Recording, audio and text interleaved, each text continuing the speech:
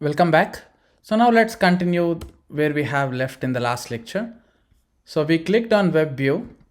So now my next goal is to select picker view. Okay, so if you have used iPhone, you would have known this. If you want to select any option, drop down looks like this in iPhone. Okay, in all iOS apps, this is how it looks. So you should scroll down and select your desired number. If there is any iPhone app which asks for date of birth, then to select year, month and date, you would see something like this where you would select date, month and year. That is how it works in iPhone. You will not see a typical drop down unlike other browser apps, but this is how it looks like. Now let's try to automate this process using Appium. Okay, so first we selected web view and we landed on this page, right? So let's go back. So to go back, we have to click on this UI catalog link. Okay, so till here we did. Now it's time for us to go back. For that, I would just go ahead and select that UI catalog. So let me tap on this. Okay, so session terminated. I will restart my session. So select any icon here. Our goal here is to select this UI catalog. So when you select here, everything is getting selected. So as I told you that don't directly rely on this inspect, come to the source tree and here it says progress view. And if you try to inspect step by step, okay, it came down to default, right? Go up. And here it is. In this node, everything is present. So expand this. And here where UI kit catalog is present. Okay, so basically you need to select that and you should have something called accessibility ID. You don't have it, that's fine. You have name attribute, that is enough, or you can take this XPath. All are valid things here. Okay, so this time let me take this XPath which has written customized way, that / tag name at the rate attribute name equals to value, right? So this is our XPath. So after we land on web view page, now let's go back to the home page.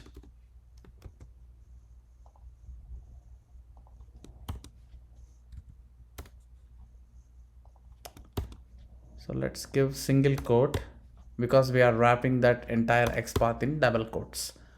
Okay, click. So this will click on that icon and it will take us to the home page. So after you come to the home page, you should select the drop downs menu, right? Okay, so here is the one, picker view. This is what you need to select. So when you select this, see where it is highlighted, somewhere here. Yes, close to that you have actual picker view element and you have accessibility ID. So whenever you have accessibility ID, blindly choose that. Okay, so that is a unique one and more stable than XPath.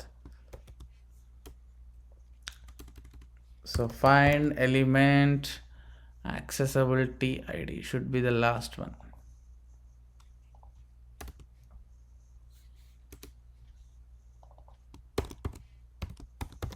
Picker view, right? So let's click on that. After you select it, you will land on the page where you will be asked to select an option from drop down like this. So let's say I want to select 80 in the first column of this drop down. How do you do that? It's very simple, guys. You need not do any scrolling or swiping. Just send keys method will work here. Okay, let me show you. So select this area, right? So the entire area is red color component value, right? So this is the accessibility ID. Okay, so right now this value is 65 because that is what it is selected here. So if you want to enter new value, I will show how easy it is. driver dot find element, we have accessibility ID.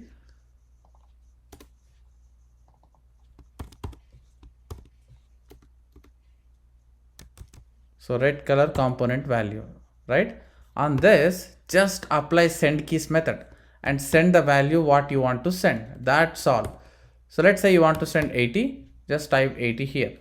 And whenever this step is executed, it comes to this area and tries to set value to 80.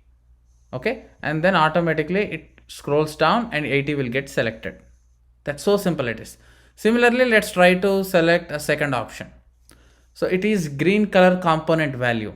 Okay, so here let's select 220. I'll copy paste the same step. Everything is same. Instead of red, let's put green and give the value something like 220. Okay, and now last value, which is a blue color component. This also have the same accessibility ID with just a name change to the blue color. And here let's set to 105. So whenever you come across like this in drop down features, direct send keys method will help you to solve. Okay, you need not apply any scroll or anything here. So 105. Do we have this 105 here? Yes. And that's all. Now let's run this test. This test should scroll down, select web view and come back to home page again and then choose picker view, and then it has to set these options into that drop down pattern. Okay, now you can also see which number it is selected. How to get that? So let's say you selected 105, right? And if you apply get text on it, this will just return 105. Okay, on blue color component, by default 120 is selected, right? Now you changed it to 105. On the same element you do get text, so it will grab the text whatever it have, and as you are setting to 105, your output should be 105. As simple it is. I will print it in the output. Okay, so let me run this test and let's inspect it in our emulator. Right, first it has to scroll down. Good. Select web view, come back. Oops, something went wrong. Okay, if something goes wrong, you should be able to check your Appium server logs and identify, right? So what does it say? It says unable to find an element using XPath of this. Okay, let's see. / tag name, this looks good, but it says that this XPath is not found. Let's investigate again. Here is the one, UIKit catalog.